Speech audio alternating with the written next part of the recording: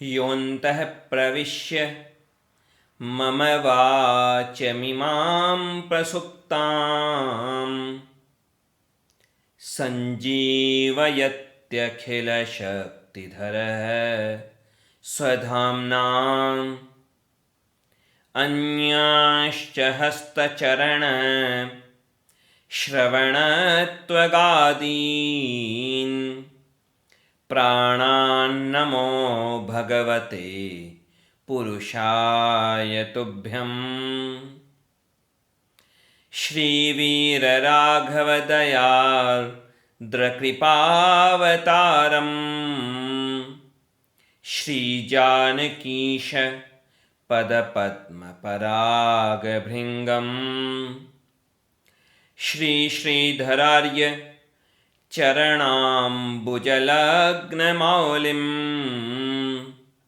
श्रीदेशिकार्य घनश्यामगुरुं नमामः। जैसा चिंतन चल रहा था, हम सब शिष्य हैं, तो हम शिष्यों का क्या कर्तव्य है, क्या स्वरूप है, कैसे गुण शिष्यों में होने चाहिए, इसका स्पष्ट रूप से बड़े सुंदर ढंग से वर्णन किया श्री वेदांत देशिक स्वामी जी ने न्यास विंशति ग्रंथ में।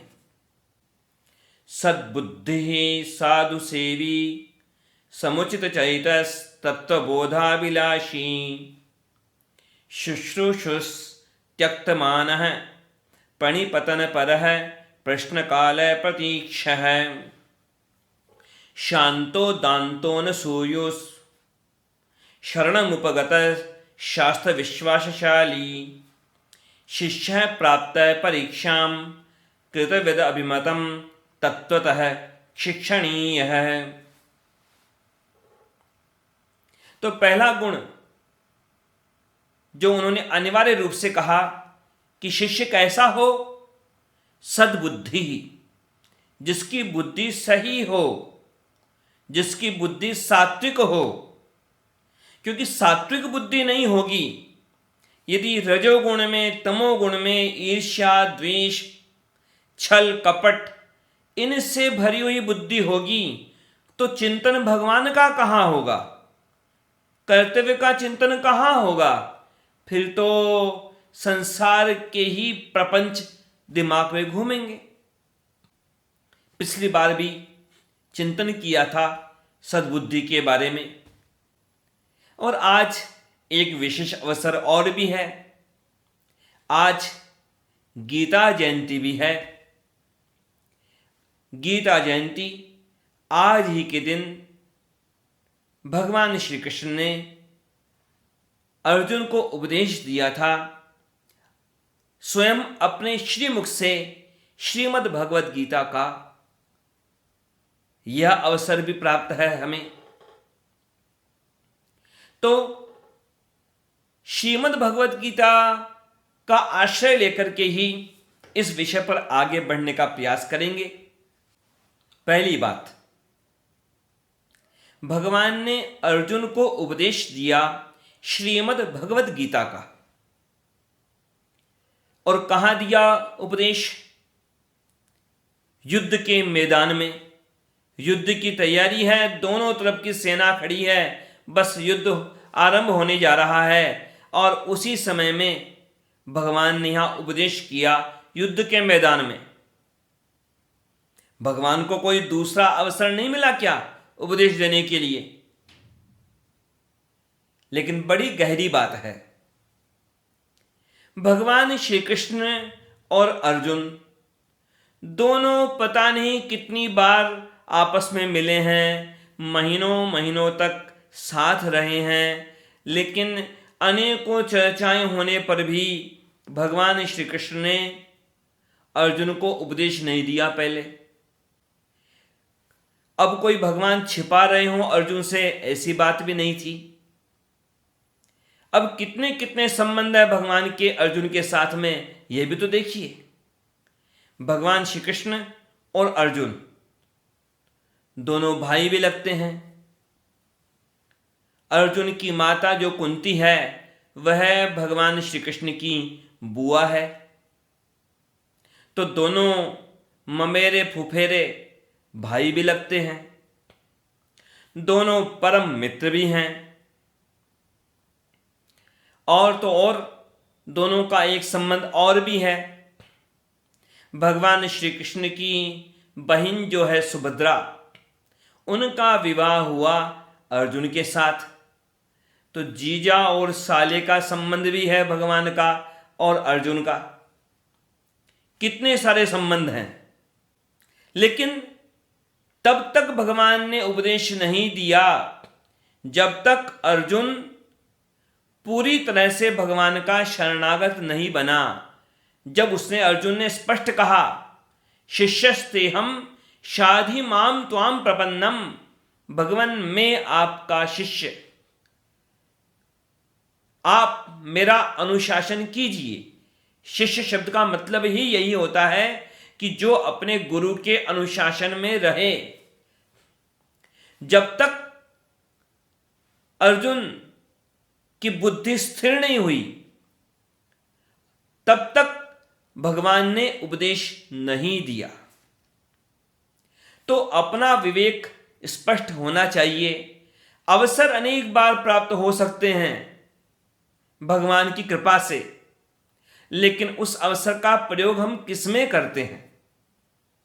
अच्छे संत मिल जाएंगे, बड़ा मुश्किल है वैसे मिलना, परंतु मिल भी जाएं तब भी लोग किसमें समय बिताएंगे। वो तो अपनी संसार की कामनाओं को पूरा करने में ही उस अवसर का प्रयोग करना चाहेंगे। यह तो अर्जुन का विवेक है, अर्जुन की सद्बुद्धि है कि जो आखिरकार वह सद्बुद्धि जागृत हुई और उस अर्जुन ने भगवान श्री कृष्ण से शरणागत होकर, शिष्य बनकर, भगवान को गुरु मानकर भगवान से उपदेश मांगा कि भगवान आप ही मेरा मार्गदर्शन कीजिए, आप ही मेरा अनुशासन कीजिए। मेरी बुद्धि पर्याप्त नहीं, मेरा ज्ञान पर्याप्त नहीं, भगवान आप ही कृपा कीजिए। इतनी बार अर्जुन मिला, लेकिन अर्जुन ने क्या माना था भगवान को? भगवान को भगवान नहीं माना, भगवान को गुरु नहीं माना, उन्हें अपना सखा माना, उन्हें अपना भाई माना, उन्हें अपना साला माना, लेकिन न तो उन्हें गुरु माना न उन्हें भगवान माना। श्रीमद् भगवद गीता में ही अर्जुन भगवान से क्षमा मांगता हुआ कहता है 11वें अध्याय में, भगवान अब जाकर के मुझे पता लगा भगवान आपके स्वरूप के बारे में। भगवान मैंने बड़े अपराध किए, कभी भगवान साथ में घूमते फिरते, कभी बातचीत करते, मैंने आपके साथ पता नहीं कैसे कैसे व्यवहार किए होंगे। आपको अपने जैसा मानकर, अपना मित्र मानकर, अपना भाई मानकर मैंने पता नहीं कैसे कैसे व्यवहार किए होंगे आपके साथ में। भगवान मेरे उन सब व्यवहारों को क्षमा कीजिए। भगवान आप भगवान और मैं आपका भक्त, आप भगवान गुरु, मैं आपका शिष्य, भगवान क्षमा कीजिए। एक श्लोक में नहीं, दो श्लोकों में अर्जुन ने बार बार क्षमा मांगी भगवान से। 11वें अध्याय के 41वें श्लोक में और 42वें श्लोक में, सखेति मत्वा प्रसवम यदुक्तम, हे कृष्ण हे यादव हे सखेति, अजानता महिमानं तवेदम, मया प्रमादात् प्रणयेन वापि, यच्चावः सार्थमसत्कृतोऽसि, विहारशय्यासन भोजनेषु, एकोऽथवाप्यच्युत तत्समक्षं, तत्क्षामये त्वामहमप्रमेयम्। भगवान क्षमा कीजिए। अब ये अर्जुन के मन में सद्बुद्धि जागृत हुई, तब वह भगवान का शिष्य बना, भगवान उसके गुरु बने, भगवान ने उसका मार्गदर्शन किया और भगवान ने अपनी भगवत्ता का अनुभव भी अर्जुन को करवाया। विश्वरूप दर्शन, भगवान ने उस विश्वरूप का दर्शन भी करवाया अपना। अर्जुन का क्या सामर्थ्य कि वह दर्शन कर सके भगवान का? भगवान ने दर्शन करवाया। दिव्यम ददामि ते चक्षु, भगवान ने अर्जुन को दिव्य दृष्टि दी। लेकिन ये सद्बुद्धि किसकी? अर्जुन की। अब दुर्योधन, तुलना करें हम तो दुर्योधन के साथ भी भगवान श्री कृष्ण के कई संबंध हैं, लेकिन फिर भी वह दुर्योधन उन संबंधों का कोई सदुपयोग नहीं कर पाया। कोई विवेक उसके मन में जागृत नहीं हुआ। उसके मन में सद्बुद्धि कहां, उसके मन में दुर्बुद्धि, दुष्ट बुद्धि। अब जैसे अर्जुन लगता है भाई भगवान श्री कृष्ण का, तो अब भले ही दूर का संबंध लगे, भाई तो आखिर दुर्योधन भी लगा ही भगवान श्री कृष्ण का। और भगवान श्री कृष्ण का और अर्जुन का जो संबंध है जीजा और साले का, तो यहां दुर्योधन के साथ भगवान श्री कृष्ण का संबंध है एक और भी। दुर्योधन की पुत्री लक्ष्मणा, उसका विवाह हुआ था भगवान श्री कृष्ण के पुत्र सांब के साथ। जाम्बवती का पुत्र सांब, भगवान श्री कृष्ण और जाम्बवती का पुत्र सांब। तो भगवान श्री कृष्ण और दुर्योधन समधी भी हैं, लेकिन फिर भी वह दुर्योधन भगवान के साथ इतने संबंध होने पर भी उसके मन में कोई सद्बुद्धि नहीं है। वो केवल और केवल अपने दुष्ट बुद्धि में पता नहीं क्या क्या स्वार्थ लेकर के बैठा है। स्वयं भगवान श्री कृष्ण बार बार समझाते हैं दुर्योधन को, पर दुर्योधन समझने को तैयार नहीं। भगवान श्री कृष्ण ने समझाया था कि अरे दुर्योधन, पांडवों का राज्य उनको लौटा दो। दुर्योधन तैयार नहीं दूंगा। अरे कोई दान थोड़ी दे रहे हो भाई, जो पांडवों का जो अधिकार है उस अधिकार को लौटाना है।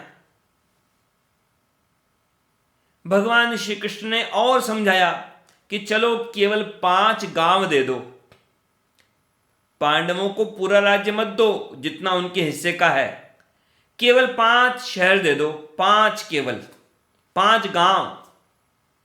लेकिन दुष्ट दुर्योधन भगवान की बात सुनने को तैयार नहीं। साफ कह दिया, सुच्यग्रम नैव दास्यामि विना युद्धेन केशव, कि सुई की नोक जितना राज्य भी, सुई की नोक जितनी भूमि भी युद्ध के बिना नहीं दूंगा। अब ऐसी है दुर्बुद्धि उस दुर्योधन की। कहां तो अर्जुन भगवान पर पूरी तरह से निर्भर है कि आप जो आज्ञा करें मैं वैसा करूंगा। शिष्यस्तेहम शाधि माम त्वाम प्रपन्नम। और कहां दुर्योधन भगवान की सुनने के लिए ही तैयार नहीं है, पांडवों को उनका राज्य देने के लिए तैयार नहीं, केवल 5 गांव देने की बात आई तो उसके लिए भी तैयार नहीं। साफ कहता है कि मैं तो सुई की नोक जितना राज्य भी बिना युद्ध के नहीं दूंगा पांडवों को। कैसी दुर्बुद्धि है उस दुर्योधन की। स्वयं भगवान उपदेश कर रहे हैं पर दुर्योधन समझने को तैयार नहीं।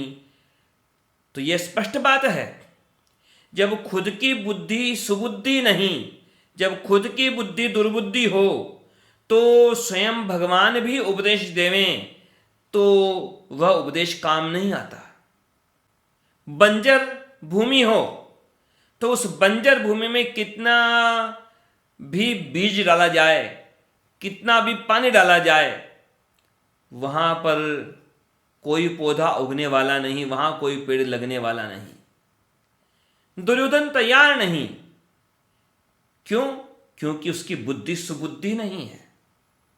हम सोचें हमारी बुद्धि कैसी है, दुर्योधन जैसी है या अर्जुन जैसी है?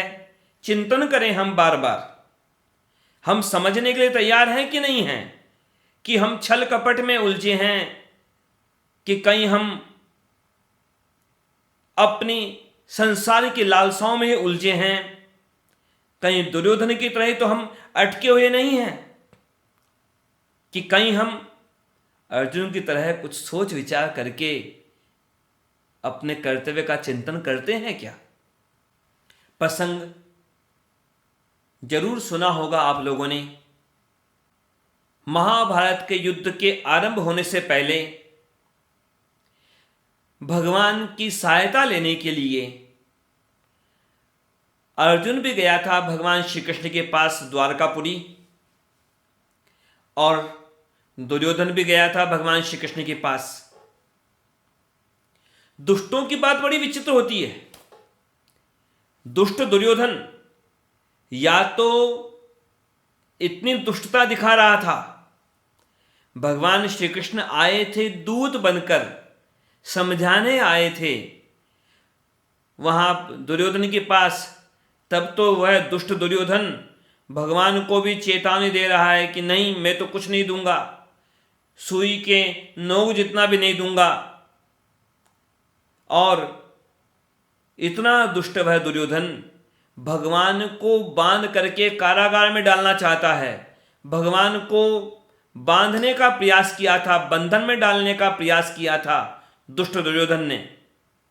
और वहां तो भगवान ने लीला दिखाई अपनी। वह दुष्ट दुर्योधन क्या बांध पाता, भगवान श्री कृष्ण ने ऐसी लीला दिखाई। भगवान का कुछ नहीं बिगाड़ पाया, बल्कि वह खुद दुर्योधन ही वहां बेहोश होकर गिर गया था। भगवान ने ऐसी लीला दिखाई थी वहां पर। लेकिन जिन भगवान को वह बांधना चाहता था, जिन भगवान श्री कृष्ण को वह दुर्योधन कारागार में डालना चाहता था, उन्हीं भगवान श्री कृष्ण के पास दुर्योधन पहुंच गया द्वारकापुरी। किस लिए? अपने स्वार्थ के लिए। दुष्ट लोगों के लिए कोई मान सम्मान कुछ नहीं होता। दुष्ट लोगों के लिए तो बस केवल और केवल अपना स्वार्थ बड़ी चीज होती है उनके लिए। जैसे भी स्वार्थ सिद्ध हो जाए उनका, बस अपने स्वार्थ को सिद्ध करने के लिए वो कुछ भी करने के लिए तैयार रहते हैं। ऐसे लोगों पर व्यंग्य है संस्कृत में एक, घटन भित्वा पटन छित्वा कृत्वा गर्धवरोदनम येन केन प्रकारेण स्वकार्यम साधयत बुधः। कि बुद्धिमान आदमी, यहां बड़ा व्यंग्य है। बुद्धिमान आदमी अपना काम कर लेता है किसी भी तरह से, लेकिन यहां बुद्धिमान आदमी, ये बुद्धिमान शब्द है ना, ये व्यंग्य में काम में लिया। क्या है श्लोक का अर्थ? कि चाहे तो मटकियां फोड़नी पड़े, चाहे खुद के कपड़े फाड़ने पड़े, और चाहे गधे की तरह रोकर दिखाना पड़े, परंतु जो बुद्धिमान होता है ना, ज्यादा चतुर लोग, उन लोगों के लिए कहा गया, धूर्त लोगों के लिए, कि वो धूर्त लोग कैसे भी करके अपना काम बना लेते हैं। तो वैसा ही था वो दुर्योधन, कि चाहे तो खुद के कपड़े फाड़ने पड़े, चाहे तो मटकियां फोड़नी पड़े, चाहे गधे की तरह रोकर दिखाना पड़े, परंतु अपना उल्लू सीधा करना उस दुर्योधन को। तो वह दुर्योधन पहुंचा था भगवान श्री कृष्ण के पास, अर्जुन भी पहुंचा था उधर। कोई शर्म नहीं है दुर्योधन को कि क्या मुंह लेके जाऊं भगवान के सामने। कोई शर्म नहीं है, कोई संकोच नहीं है। कुछ दिन नहीं बीते थे तब क्या कर रहा था, और अब कुछ दिनों बाद ऐसे आ गया। और आकर के क्या किया? भगवान ने दोनों को अवसर दिया है समान।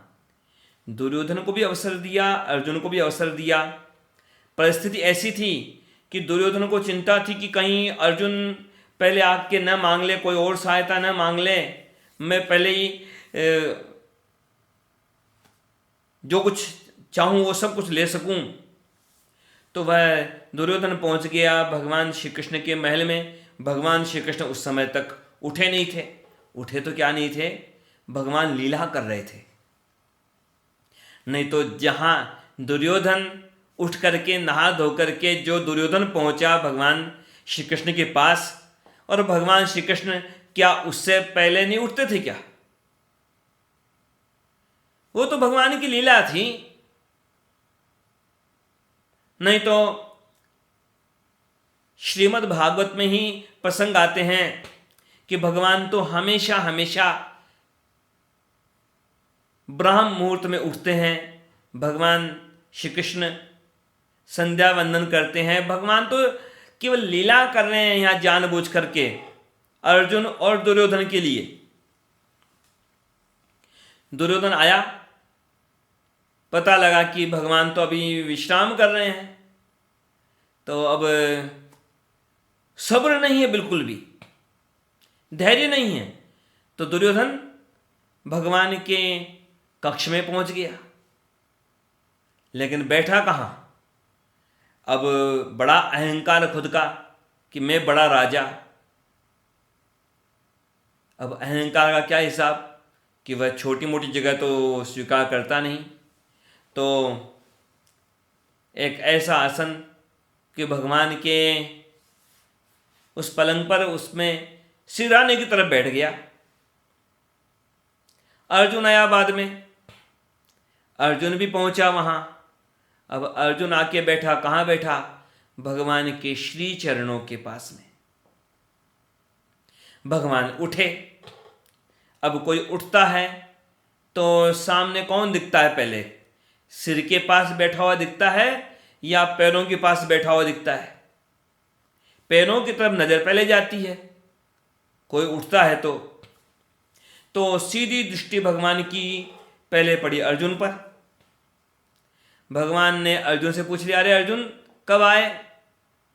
दुर्योधन को लगा अरे कहीं अर्जुन अपनी बात पहले कह देगा कि मुझे सहायता चाहिए, सेना चाहिए, धन चाहिए, तो ये तो दे देंगे और फिर मेरे पास बचेगा क्या मांगने के लिए। दुर्योधन ने पहले ही टोका कि नहीं नहीं, अर्जुन की बात बाद में करना, मैं पहले आके बैठा हूं।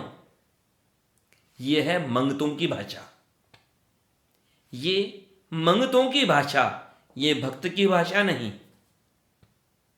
ये है दुष्टों की भाषा, पहले मैं, पहले मैं, पहले मैं। ये दुष्टों की, अहंकारियों की भाषा।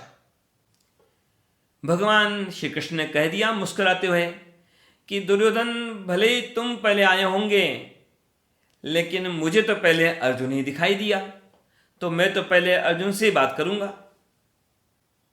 भगवान ने पूछा अर्जुन से, अर्जुन कैसे आए? अर्जुन ने कहा, भगवान आगे अब युद्ध होना है, तो युद्ध में मुझे भगवान आपकी सहायता चाहिए, बिना आपके मैं क्या कर पाऊंगा। दुर्योधन ने कह दिया, भगवान। अब दुर्योधन कौन से बोलने वाला था? भगवान, ये तो अभ्यास है हमारा, आपका हमारा, कि हाँ मुख से निकल गया। तो दुर्योधन तो बोला कि नहीं नहीं, मैं भी सहायता लेने आया हूं। भगवान श्री कृष्ण ने कह दिया कि देखो भाई, मैं दो बंटवारे करता हूं। एक तरफ तो मैं अकेला रहूंगा, मैं अकेला, और मैं कोई शस्त्र को धारण नहीं करूंगा। एक तरफ मैं केवल अकेला,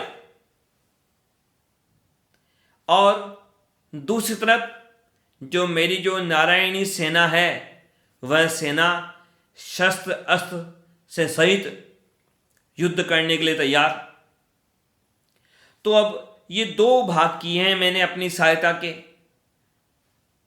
भगवान श्री कृष्ण ने कह दिया अर्जुन से कि देखो अर्जुन, तुम जो चाहो इन दोनों में से एक चीज छांट सकते हो, चाहे तो मेरी सेना ले लो और चाहे मुझे ले लो, तुम्हारी इच्छा हो जैसा चयन कर लो। दुर्योधन ने फिर टोका, नहीं नहीं भगवान। वापस वही बात, दुर्योधन के मन में आ जाए कि ये भगवान हैं तो समस्या ही क्या है। दुर्योधन ने फिर टोका कि पहले मौका मुझे मिले। भगवान श्री कृष्ण ने कहा नहीं नहीं, पहले मौका तो अर्जुन को ही दूंगा।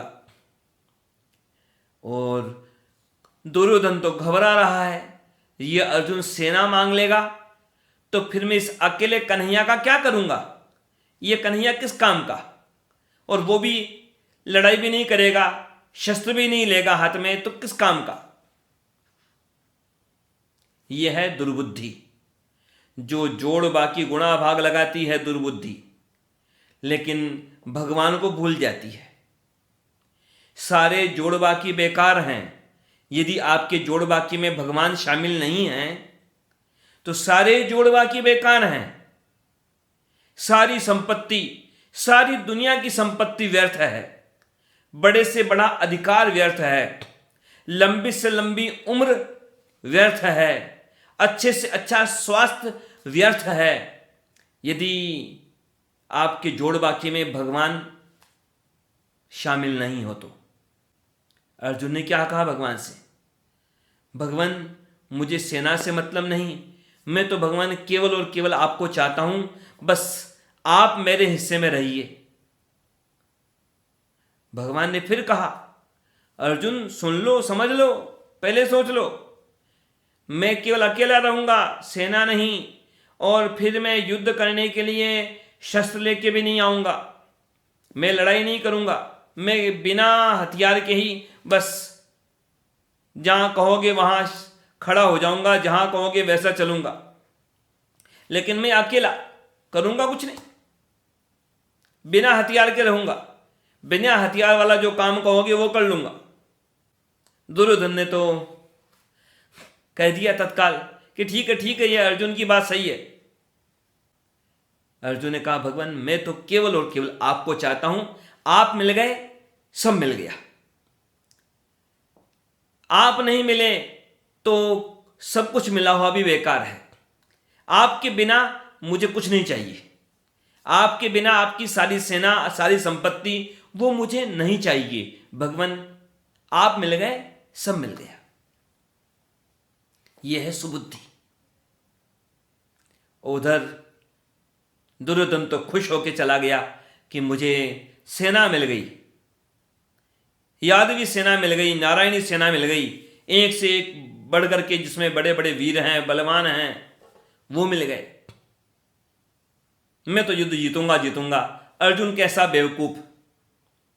सही बात है, जो दुर्बुद्धि लोग होते हैं उनकी दृष्टि में सुबुद्धि लोग बेवकूफ ही होते हैं, क्योंकि दुर्बुद्धि लोगों के लिए संसार महत्वपूर्ण है, दुष्ट लोगों के लिए धन महत्व रखता है, संपत्ति महत्व रखती है, नेतागिरी महत्व रखती है, कैसे संपर्क हैं उनका महत्व होता है उनकी दृष्टि में। कितना नाम है, कितनी प्रतिष्ठा है, कितना धन है, कितना वैभव है, कितना नाम होगा, ये सब महत्व होता है दुष्ट लोगों की दृष्टि में। और सज्जनों की दृष्टि में किस बात का महत्व होता है? सुबुद्धि का। जो सुबुद्धि होती है जिनके पास, जिनकी बुद्धि सही हो, उनके लिए महत्व किसका होता है? उनके लिए महत्व होता है भगवान का, उनके लिए महत्व होता है अपने अच्छे कर्मों का, उनके लिए महत्व होता है कर्तव्य का। भगवान के बिना वो कुछ नहीं चाहते, और भगवान के सिवा कुछ नहीं मिलने वाला हो तो भी उनको फर्क नहीं पड़ता है, क्योंकि उनका दावा केवल भगवान पर है। पांडव गीता में एक श्लोक आता है, दुर्योधन का कहा हुआ। वहां दुर्योधन क्या कहता है? दुर्योधन अपने पापों के लिए अपनी कमी को स्वीकार नहीं करता, वह अपने पापों के लिए भी भगवान को ही दोषी कहना चाहता है कि भाई मुझे तो जैसी प्रेरणा मिलती है। दुर्योधन कहता है कि मैं जानता हूं कि धर्म क्या है। दुर्योधन यह भी कहता है कि मैं ये भी जानता हूं कि अधर्म क्या है। दुर्योधन जान रहा है, साफ साफ कह रहा है कि मैं धर्म को भी जानता हूं, अधर्म को भी जानता हूं। लेकिन साथ में क्या कहता है कि जानता तो हूं और यह भी साथ साथ बात कि क्या कि धर्म में मेरी रुचि नहीं है और अधर्म से मुझको कोई वैराग्य नहीं है, अधर्म में से मुझे कोई निवृत्ति नहीं है। जानामि धर्मम न च मे प्रवृत्ति, जानाम्य धर्मम न च मे निवृत्ति। स्पष्ट कह रहा है, साफ कह रहा है कि जानता हूं, लेकिन फिर जानते हो तो करते क्यों नहीं हो भैया जो करना चाहिए? कि नहीं नहीं, मैं तो मन में जैसा आता है वैसा करता हूं। लो भाई, मन में जैसा आएगा और वैसा करूंगा तो फिर भाई उसका दोषी भी तो तुम हो। उस दोष के जिम्मेदार कौन होगे? मनमाना काम करना। जानामि धर्मम न च मे प्रवृत्ति, जानाम्य धर्मम न च मे निवृत्ति। केनापि देवेन हृदि स्थितेन यथा नियोक्तोऽस्मि तथा करोमि। कि मेरे हृदय में तो बस कोई जो देवता बैठा है वो जैसी प्रेरणा करे मैं तो वैसा करता हूं। तो फिर वो देवता प्रेरणा नहीं दे रहा है, जरूर कोई शैतान ही प्रेरणा दे रहा होगा। जो शास्त्रों के मर्यादा को छोड़कर जो मनमानी प्रेरणा से चलता हो वह तो दुर्बुद्धि है।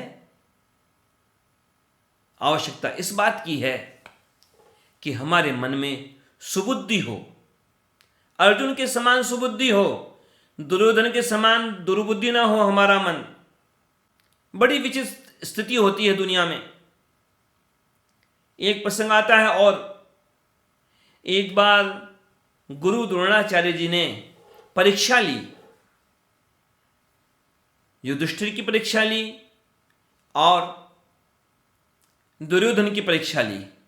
दोनों को एक एक काम दिया गया। युधिष्ठिर से कहा द्रोणाचार्य ने कि ऐसा करो, कोई दुर्जन आदमी, कोई दुष्ट आदमी मिले तो उसे ढूंढ करके लेके आओ मेरे पास। एक दुष्ट आदमी ले आओ, कोई भी ढूंढ के लाओ किसी दुष्ट आदमी को। कई दिन लग गए युधिष्ठिर को। उधर द्रोणाचार्य जी ने कहा कि भाई तुम अब तक लेके नहीं आए किसी दुष्ट आदमी को। युधिष्ठिर ने कहा मैं कैसे लाऊं किसी दुष्ट आदमी को?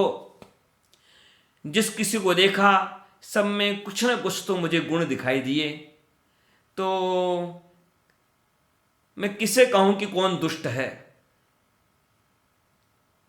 सब कुछ न कुछ तो अच्छा ही रखते हैं, तो मैं तो ढूंढ नहीं पाया किसी दुष्ट को। उधर द्रोणाचार्य ने काम दिया दुर्योधन से। दुर्योधन से कहा कि तुम किसी सज्जन को ढूंढ के लाओ।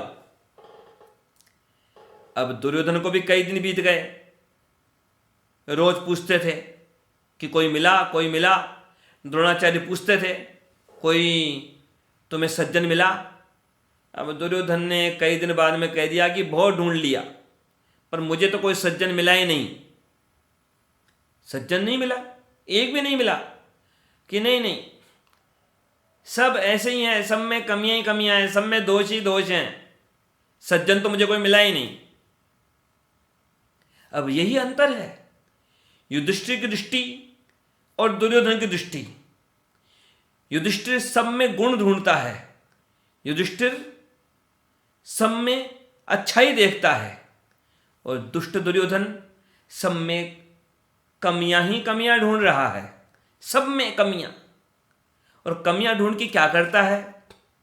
उन कमियों को खोज करके किसी की कमी को दूर करने का इरादा नहीं है, बस दूसरों की कमियों का चिंतन करके खुद को बड़ा मानने की बात, खुद के अहंकार को संतुष्टि मिलने की बात, यह है दुर्बुद्धि। भगवान के श्री चरणों में प्रार्थना है कि भगवान हमें दुर्बुद्धि से बचाए, हमें सुबुद्धि प्रदान करे, ताकि हम उस सुबुद्धि के सहारे भगवान की कृपा के प्राप्ति के मार्ग पर आगे बढ़ सकें, सच्चे शिष्य बन सकें और सच्चे शिष्य बनकर, सच्चे भक्त बनकर भगवान की कृपा के योग्य बन सकें। जय श्रीमन नारायण।